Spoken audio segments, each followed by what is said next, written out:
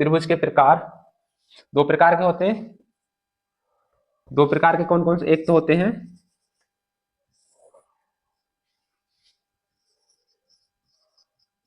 भुजा के आधार पर,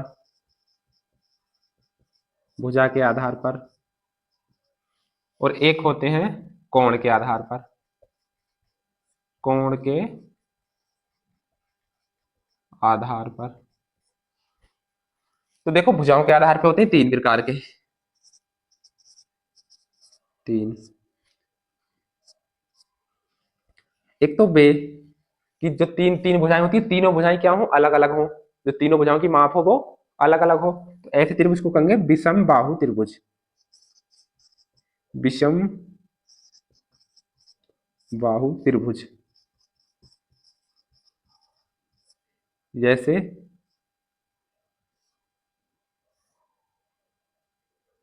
ये दो मान लेते हैं, इसे एक, इसे चार, तो ये कैसा कहलाएगा?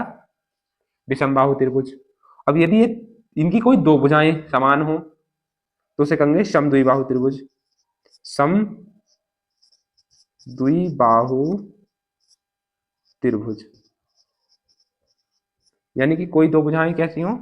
समान हो। ये वाली दो भुजाएं क्या होंगी? समान। जैसे ये भी दो है तो ये भी दो है।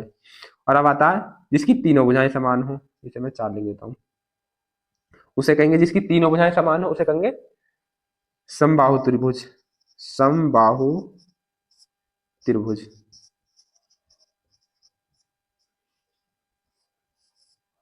यानी ये भी तीन है, ये भी तीन है, सभी की सभी भुजाएं कैसी हैं? बराबर। तो ऐसे त्रिभुज हो जाएंगे विषमबाहु, समद्विबाहु और समबाहु त्रिभुज, तीन प्रकार के। अब कोणों के आधार पर, तो कोणों के आधार पर भी तीन प्रकार के होते हैं। तो आपको पता होना चाहिए, एक बात नोट में ध्यान रखो, तो त्रिभुज के तीनों कोणों का योग जो होता है वो 180 होता है। त्रिभुज के तीनों कोणों का योग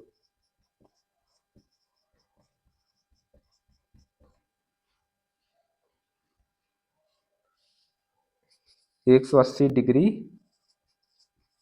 होता है। तो जो तीनों त्रिभुज, ये कोई भी त्रिभुज होगा इसी तरीके से होगा, ए बी सी, ये इसके कोण होंगे।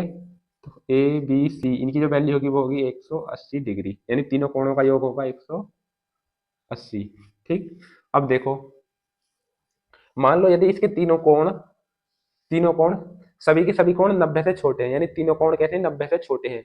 यदि इसके कोण तीनों 90 से छोटे हैं तो ऐसे कोण को कहते हैं न्यून कोण त्रिभुज। क्या कहते हैं ऐसे कोण, ऐसे त्रिभुज को? न्यून कोण त्रिभुज। यानी तीनों कोणों के मान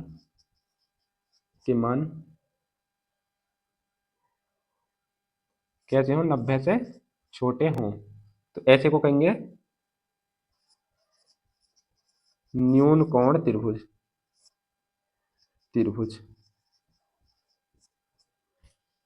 अब दूसरे उसमें, यदि इसमें से कोई एक, यानी तीन कोण हो गए, तीन कोणों में से कोई एक कोण 90 है,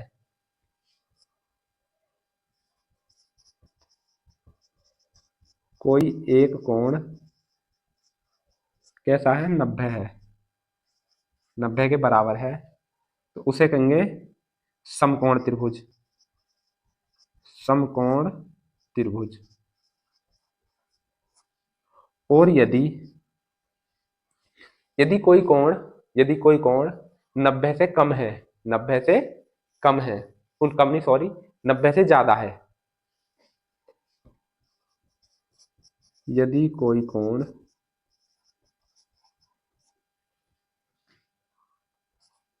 90 डिग्री से ज्यादा है तो ऐसे कोण को कहेंगे अधिकोण त्रिभुज। ठीक। आपने कोण भी पढ़े होंगे, 90 से कम के कोण को कहते हैं न्यून कोण, 90 से ऊपर के को 90 के को कहते हैं समकोण, और 90 से ऊपर वालों को अधिक कोण, और जो 180 का होता है उसे द्विजुरेखीय कोण। ठीक। तो ये इन्हें मैं करता हूँ रफ, इतनी बात समझ में आ गई होगी आपके। और इसकी जो पहली प्रश्नावली है उसमें सिर्फ और सिर्फ खाली स्थान और एक दो क्वेश्चन है, उसे मैं अभी पूरा क्लियर करा दूंगा।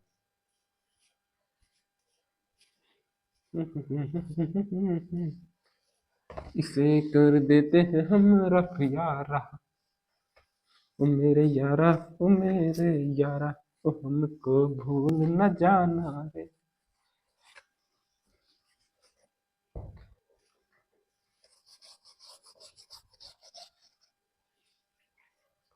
तो देखो प्रश्नावली है, प्रश्नावली 6.1, प्रश्नावली 6.1। तो इसमें सबसे पहले रिक्त स्थान है।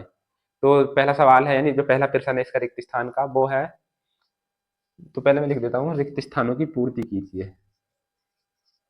रिक्त स्थानों की पूर्ति कीजिए, पूर्ति कीजिए। तो पहला जो रिक्त स्थान है इसका, वो है सभी व्रत खालिस्तान होते हैं,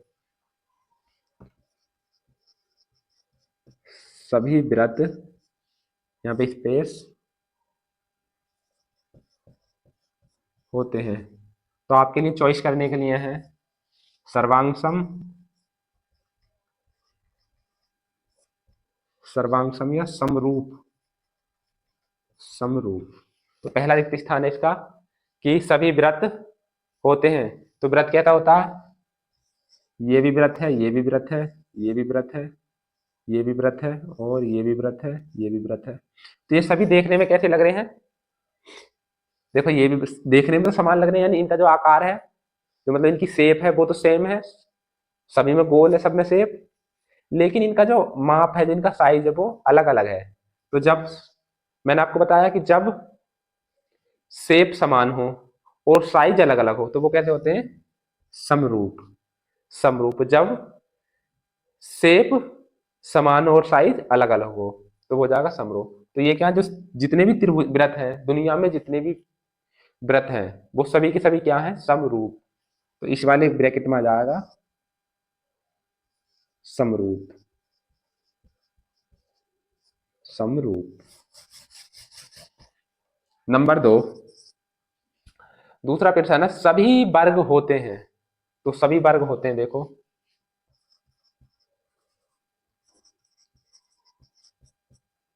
सभी वर्ग ब्रैकेट होते हैं। तो ऑप्शन इसके भी यही हैं, सर्वांगसम या समरूप। तो दुनिया में जितने भी वर्ग हैं वो कैसे होंगे, तो वर्ग कैसा होता है, जिसकी चारों भुजाएं आमने सामने की, यानी चारों भुजाएं आमने सामने की, वो कैसी हो, आमने सामने की चारों भुजाएं समान और प्रत्येक कोण 90 डिग्री हो जाए। जिसकी चारों भुजाएं समान हो और प्रत्येक कोण 90 डिग्री हो वो हो जाएगा वर्ग। तो ये भी वर्ग है और ये भी वर्ग है एक, ठीक। तो यहाँ तो मैं 3 का उदाहरण लिया है मैंने। तो देखो देखने में तो कैसी लग रही है, ये वर्ग ही लग रहे हैं, क्योंकि इनका शेप जो है वो समान है, यानी इनका आकार समान है, शेप समान है, लेकिन जो इनकी माप है, माप यानी जो इनकी साइज है वो अलग अलग है। यहाँ पे मान लो 10 भी हो सकती है, या 9 हो सकती है, या 3 भी हो सकती है। तो क्या इनकी जो माप है, जो इनकी भुजाएं हैं वो तो अलग अलग है, लेकिन देखने में तो वो फिर भी व्रत ही लग रहे हैं, इसलिए यही होंगे समरूप, समरूप। अब देखो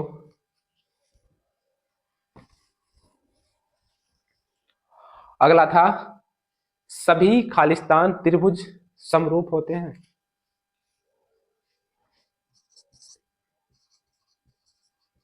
सभी खालिस्तान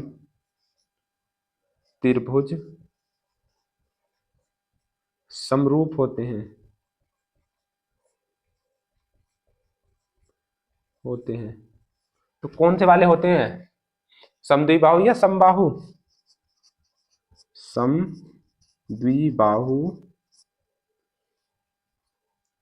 या समबाहु। तो देखो मैं इसे एग्जांपल लेके बताता हूं। तो समद्विबाहु मैं बना रहा हूं पहले,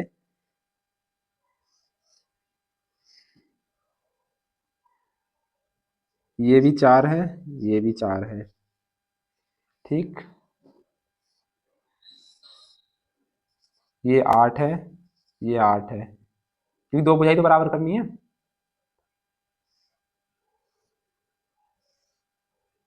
ये भी 8 है, ये भी 8 है। अब यहां से देख के बताओ मुझे। चलो इन दोनों को तो मानते हैं कि समान लग रहे हैं, भले इनकी दिशाएं इधर उधर हो रही हैं, ये तो थोड़ा थोड़ा लग रहे हैं समान, लेकिन ये वाला थोड़ी लग रहा है समान। जो तीसरा त्रिभुज बनाया है मैंने, है तो ये भी सम द्विबाहु ही, क्योंकि इसकी दोनों भुजाएं क्या है, समान है। इसका थोड़ा एंगल चेंज है, लगभग 110 मान लो, इनके 90 90 मान लो दोनों के। तो ये है तो अब भी सम द्विबाहु त्रिभुज। लेकिन क्योंकि इसकी दो भुजाएं, ये भी समद्विबाहु, ये भी समद्विबाहु, लेकिन ये दोनों तो मानते हैं समरूप होते हैं, लेकिन ये तो समरूप नहीं है, तो इसका मतलब समद्विबाहु त्रिभुज तो समरूप होने के नहीं है। अब बात करते हैं समबाहु पर। तो समबाहु तो कैसा बनेगा, जिसकी तीनों भुजाएं बराबर हो।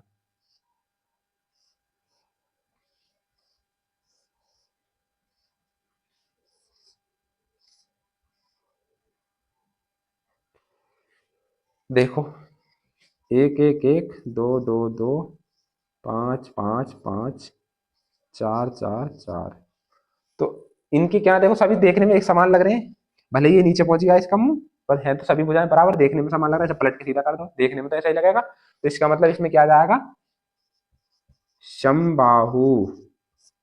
समबाहु। अब देखो चौथा प्रश्न था इसका, सभी भुजाओं, सॉरी, भुजाओं की समान संख्या वाले दो बहुभुज समरूप होते हैं यदि नंबर एक, उनके संगत कोण खालिस्तान हो। दो, उनकी संगत भुजाएं खालिस्तान हो। तो देखो, लिखता हूं, पहले लिख लेता हूं जब समझाऊंगा। चौथा है,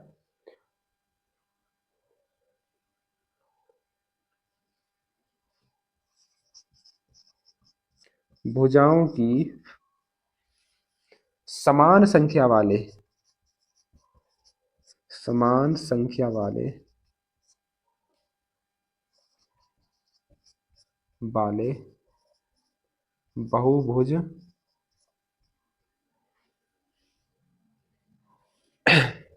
समरूप होते हैं।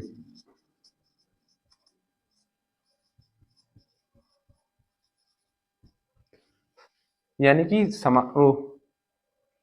भुजाओं की समान संख्या वाले बहुभुज समरूप होती है, ये तो सवाल कह रहा है। यदि, कब होते हैं, यदि नंबर एक,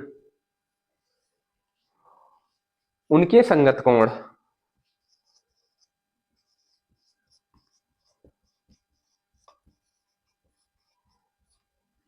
उनके संगत कोण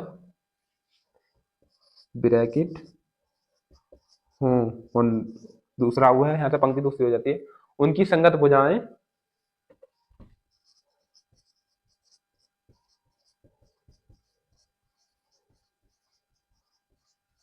भुजाएं खालिस्तान हो। तो इसमें ऑप्शन ब्रैकेट, इसमें जो हमें छांटना, किसमें छांटना, जैसे यहाँ पे हर बार आए तो मैं लिख दे रहा हूं, बराबर या समरूपी, समानुपाती।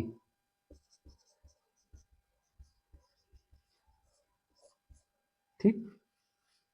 तो देखो बहुभुज कौन से होते हैं, जिनकी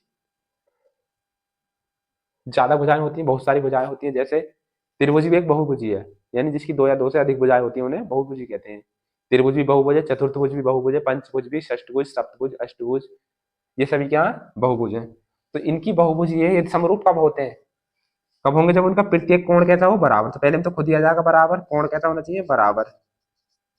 और जो उनकी भुजाएं हैं, यानी उनकी संगत भुजाएं, उनका अनुपात कैसा हो, समानुपात। यानी उनकी भुजाएं कैसी हो, समानुपाती,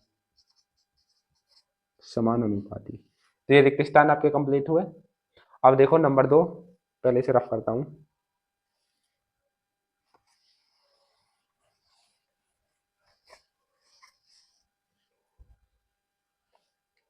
निम्नलिखित युग्मों के दो भिन्न भिन्न उदाहरण दीजिए।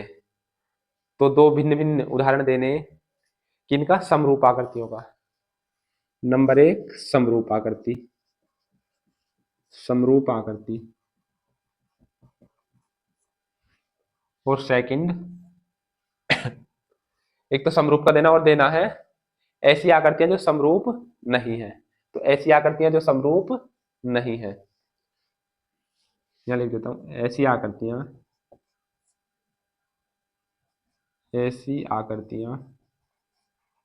आकृतियां जो समरूप नहीं है। तो पहले बात करते हैं समरूप के लिए। तो नंबर एक तो क्या हो जाएगा, सभी वृत्त, और दूसरे दूसरे पे क्या हो जाएगा, सभी वर्ग। ठीक। तो ऐसी आकृतियां ये क्या है, समरूप होती हैं। जितने भी वृत्त होंगे वो क्या होंगे, सभी के सभी समरूप। वर्ग होंगे जितने भी वर्ग होंगे वो क्या होंगे, सभी के सभी समरूप। अब नंबर दो, इसका जो दूसरा सवाल है ये कह रहा है ऐसी आकृतियां जो समरूप नहीं है। तो समरूप नहीं है कौन सी, विषमबाहु त्रिभुज। नंबर एक विषमबाहु त्रिभुज। तो विषमबाहु त्रिभुज कौन से होते हैं, जिनकी भुजाएं सभी अलग अलग होती हैं, उन्हें विषमबाहु कहते हैं। तो ये तो कभी समरूप हो ही नहीं सकते। और नंबर दो, और देखो उदाहरण, इसके बहुत सारे उदाहरण है। तो नंबर दो पर हम ले सकते हैं, त्रिभुज का ले लिया, चलो द्वि वो भी ले सकते हैं, चलो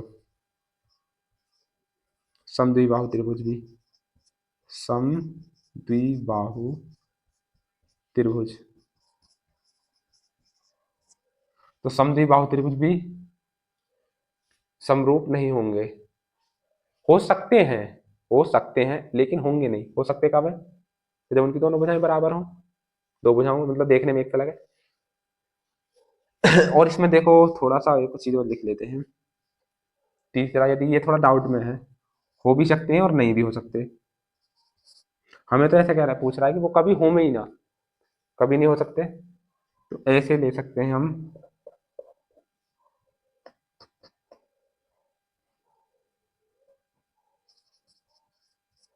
वृत्त और वर्ग। तो वृत्त और वर्ग भी कभी भी समरूप हो ही नहीं सकते। वृत्त और वर्ग तो कभी हो ही नहीं सकते, ये भी तो आकृतियां ही हैं। तो हम तो ऐसी दो आकृतियां बतानी है, दो आकृतियों को उदाहरण देने हैं। कहते हैं रफ नंबर 3 पे चलते हैं इसके।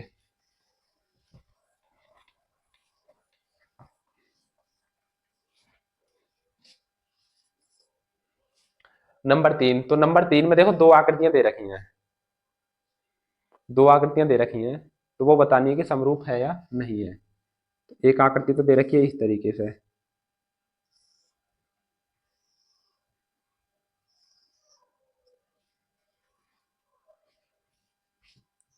P Q R S 1.5 centimetre और 1.5 सेंटीमीटर, 1.5 सेंटीमीटर, और इसे भी लिखेंगे 1.5 सेंटीमीटर। और इसी की दूसरी आकृति दे रखी है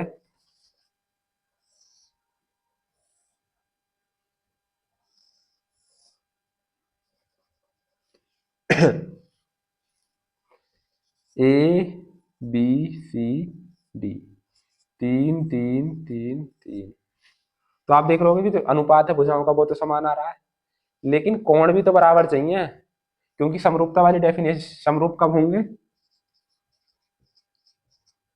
समरूप के लिए एक तो कोण बराबर हो, दो कंडीशन होंगी, और दूसरे भुजाएं समानुपाती हों। यदि समानुपाती हैं तो वो इस स्थिति में कैसे होंगे, समरूप होंगे। तो देखो भुजाएं तो समानुपाती हैं। यदि इस ये हो जाएगा 3/1.5, तो ये भी क्या हो जाएगा, 3/1.5। सबका अनुपात लगभग बराबर ही आ रहा है, लेकिन कोण बराबर नहीं है। ये कुछ और ये 90 है, ये कुछ और है, ये कुछ और है, इसमें 90 है। तो इसलिए ये दोनों आकृतियां क्या है, दोनों आकृति समरूप नहीं है, समरूप नहीं है। तो पता चल गया होगा क्यों नहीं है। क्योंकि दोनों के जो कोण है वो बराबर नहीं है। और लिख सकते हो क्योंकि क्योंकि कोण बराबर नहीं है, कोण बराबर नहीं है।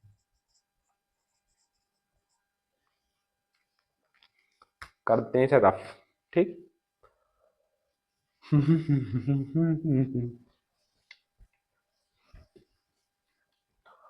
अब देखो, मैंने आपको बता दिया इस वीडियो में कि त्रिभुज के बारे में, तीन दो प्रकार के होते हैं, उनके भी फिर तीन तीन प्रकार होते हैं। तो आज के लिए इतना ही, और इससे आगे का कल कराएंगे, और शायद इसे जल्दी निपटा देंगे।